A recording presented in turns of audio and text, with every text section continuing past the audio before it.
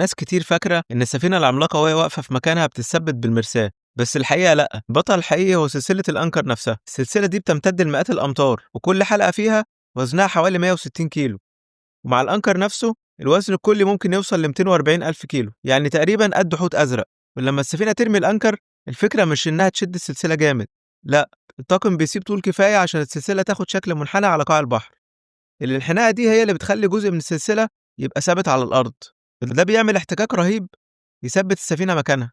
ولما الموج أو الرياح يزقوا السفينة، الطاقة الأول بتروح ترفع السلسلة التقيلة شوية قبل ما توصل للأنكر نفسه، وده بيقلل الصدمة بشكل كبير. بس العملية دي محتاجة دقة عالية، الكابتن لازم يبقى عارف بالظبط قد إيه من السلسلة نازل في المية.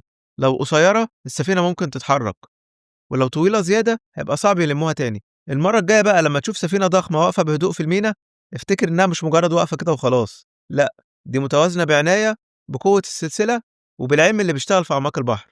وأخيرا لو عجبك الفيديو اضغط لايك وشير وتابعني وانتظر مزيد. شكرا.